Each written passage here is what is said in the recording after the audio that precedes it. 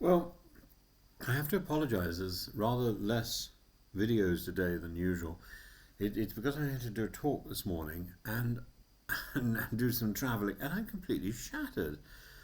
I don't think it's helped by having to struggle with Wi-Fi and BT or EE, and in the end, they accused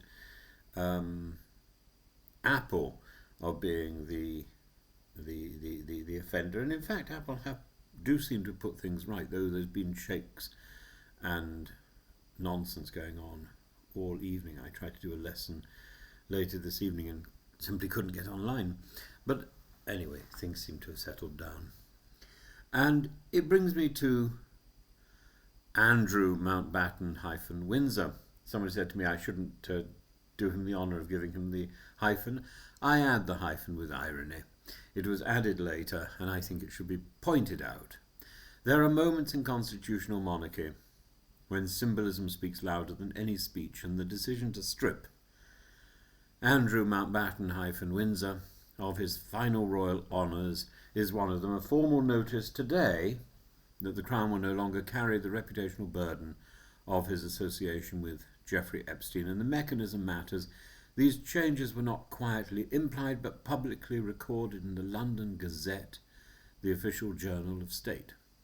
With a few clinical lines of royal diction, his name has been erased from two of the most prestigious chivalric orders of the kingdom, the Order of the Garter, the pinnacle of royal favour, and the Royal Victorian Order granted for personal service to the sovereign.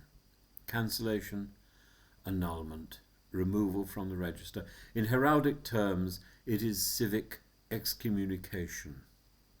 There's also the physical dimension, the relocation of his coat of arms from St George's Chapel, Windsor, a place where royal memory is curated in brass and stone, and in this environment absence is as visible as presence. The architecture itself now proclaims his disgrace. Yet the picture is not entirely one-sided. He remains a decorated veteran of the Falkland War and still holds those medals that reflect genuine operational service. That separation is deliberate, a distinction between the man as a naval officer in the 1980s and the man whose judgment in the 2000s drew him into the orbit of a sex offender. The Crown is saying, what was honourable remains honourable, what was intolerable is removed. What makes this moment so stark, and I use that term loosely remembering Andrew's past, is that Andrew has already stepped back from public life, but stepping back is voluntary. This is an act imposed. It recognises that allegations around Virginia Giuffre, however legally unresolved in public view, have become morally incompatible with royal status, and his willingness to continue a relationship with Epstein after the latter's conviction, as reported in resurfaced emails, has shredded public trust. There's a constitutional subtext too. King Charles is signalling that the monarchy's survival depends on discernment, and that deference, once granted by birth alone, now demands moral credit. Privilege without responsibility has expired.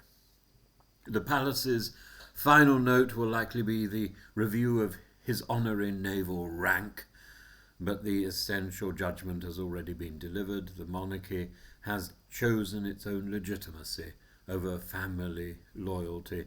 Andrew Mountbatten-Windsor's name will endure in history, but not in the registers through which kings confer honour, and in 1,000 years of royal ceremony, erasure is among the most eloquent punishments.